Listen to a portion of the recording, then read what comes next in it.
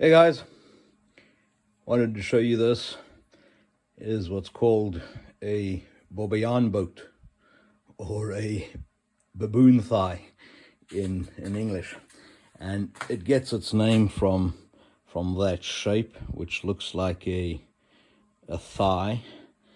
And this is a tall gun. I've put a tape measure next to it, and it measures 157 centimeters, or just shy of 62 inches, right over there.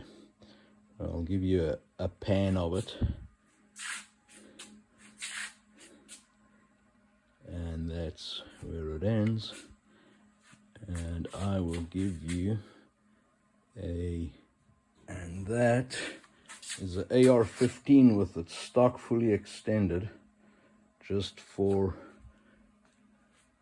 comparison. So it is really a long gun. Okay, so let's get back to the gun. This was the gun that the Boers and the first Dutch settlers in South Africa used. And the gun was made this long so that they could load it off a horse.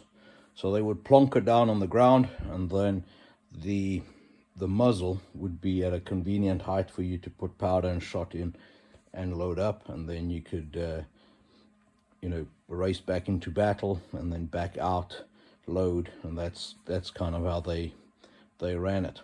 So being so long made it kind of left it unbalanced. So then they added this very thick piece of wood at the back to balance the gun, so it's not front heavy. And at the same time, and I don't know if I'll be able to show that, they got this massive wide buttstock.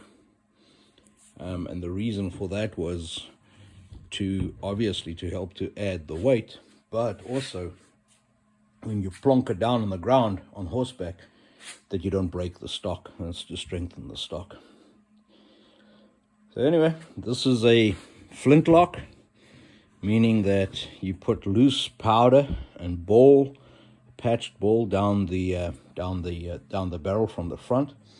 The Boers also used what they called loopers, which is shot, coarse, very coarse shot. They normally would sew it in a little bag, like a cheesecloth bag, with the desired number of shot or weight in there, and they would just drop that little bag down the muzzle and stamp it in with the ramrod, which is under the barrel. You pull that out, stamp it in. You would then put the hammer at half cock, and then add fine powder in there into the pan, and then shut the pan, which is closed up. Then go to full cock, and when you're ready to fire, you would pull the trigger, and this is flint, this is just rock. That would strike the pan, the frizzen over there, create a spark, and while it's creating that spark, it flips the pan open, and that spark hits that powder. That powder burns through that little hole into the main charge, which sits there, and then off goes the shot. It's got a weird sense when you shoot it. It's kind of a ignition over here, and millisecond later it's a boom. So that's why it's also called a flintlock, because you think the shot didn't go, and then it goes. So anyway, powder in there, close that up, and then you pull the trigger, and then you get the spark, and kicks it open. And then if for some reason the little hole's blocked, or your powder was wet that was in here, or damp, and you'd get the flash here but not the bang. And that's where the saying comes from in English, a flash in the pan. So which doesn't have long-term effect. Also the old English saying to say everything's complete, lock, stock, and barrel, also relates back to these. So very interesting history. This one is a 72 caliber, which is a massive hole up front. If I can get that in. This is a reproduction that my wife gave to me for my 40th birthday. It's got an octagonal barrel at the back, and then that kind of transforms from there into a round barrel. And the old Boers, and there's like a ring there, like a triple ring. They would call that a troupunt, which I think is pretty cool. A troupunt, a wedding band. And some of the makers had a big star on there that would like have rays, like a star burst.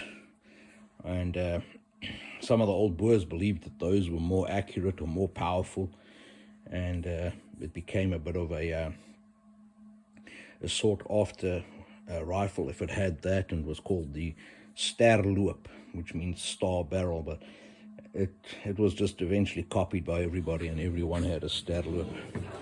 Other interesting thing they would do is some would put an ebony tip on the front, or black wood at the front, or ivory, have an ivory tip. And that one was called a witback, a white mouth, or a swartback, a black mouth. All just interesting anecdotes from back in the day. Anyway, this is like I said, this is a reproduction. These were made up by Classic Arms in Witbank. There was a guy there, I don't know what his last name or surname was. His name was Christian. He was big into history and big into muzzleloaders. And he had an original muzzleloader, a Bobbejaanboud from back in the day. And he then commissioned a company in India, Delhi Gun House, to build these. And I don't know how many were built. I don't have the number, but it's not thousands. It's maybe hundreds. And to build these exact replicas of that original that he had, and those came in, they were sold by Classic Arms. I don't think Classic Arms has got any left, so these on their own have become kind of collectible. So this is what the Boers used during the Great Trek. So prior to the Great Trek, during the Great Trek, the Battle of Blood River, essentially all the way to the cartridge era, they stuck with flintlock, because after this came the cap locks, but they were out in the field and they were out in the middle of nowhere, and you could always get flint, but where do you get a cap? So they kind of stuck with cap locks all the way through to the cartridge era. It's a pity that a lot of the originals didn't survive. People used them as fence posts and droppers, and kids played with them.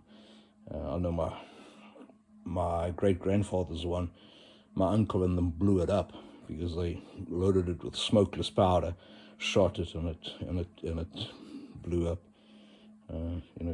Things kids do. Anyway, guys, hope you find that interesting. Stay safe. We talk again.